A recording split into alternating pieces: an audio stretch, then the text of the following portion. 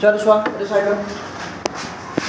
এইটো সব question number 2.2 এই আমাৰ চিত্ৰ এটা দিয়া আছে এইটো x আৰু y ৰ এনেকৈ আমাৰ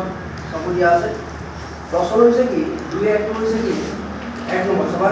b বিন্দুৰ স্থানাংক কিমান b বিন্দুৰ স্থানাংক এটা ভাবে মন কৰে চোৱা b বিন্দুটো পাবলৈ হলে আমি প্ৰথমতে x অক্ষতে যাম যিকোনো এটা বিন্দু পাবলৈ হলে আমি প্ৰথমতে x অক্ষত যাব লাগিব তেতিয়া b আছে ইয়াত নহয় জানো x অক্ষ হৈছে এইটা কিমান আহিলে মানে -1 -2 -3 -4 -5 কমা এটা আমি ওপৰ আছে নহয় জানো ওপৰে যা কেও ওপৰ নহয় জানো বুজি পালা নাই নেক্সট ওয়ান c বিন্দু স্থানাঙ্ক কিমান c বিন্দুটা কত আছে চোৱা c বিন্দু স্থানাঙ্ক চাবা দেই কিমান হ'ব মন দিয়া ইয়াত আমি c বিন্দু পাবলৈ হলে প্ৰথমতে সদায় x অক্ষত যাব লাগিব x অক্ষত কি হ'ব এইফালে 5 তলে কিমান -5 এটা 5 * -5 ঠিক আছে না এইটো যদি কি কৰি আছে ইজটো চোৱা -2 -5 এৰ ঋণাত্মক বিন্দু কোনটো চোৱা -3 আমি x কিমান যাম -3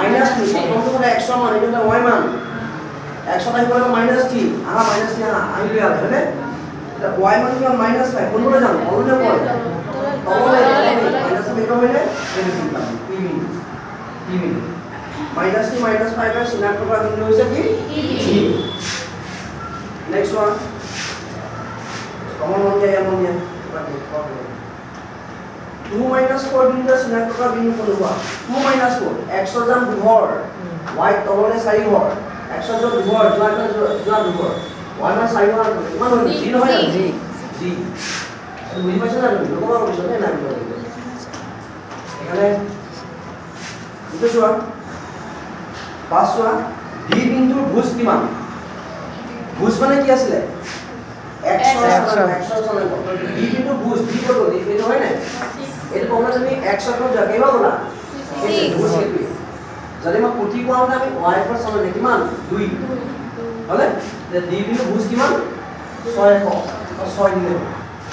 6 টো চোৱা h বিন্দু পুঠি কিমান কোৱা h টো কত আছে কোৱা পুঠি কোৱা কিমান কোৱা পুঠি মানে হয় y অক্ষ y অক্ষ -3 কারণ y কইছে এটা নহয় আমি -3 আনি হলে এটা হচ্ছে -3 এলো 7 নম্বর সোয়া l বিন্দু স্থানাঙ্ক কিমান l বিন্দু l কোন আছে এটা সোয়া কয় দে এটা কত কিমান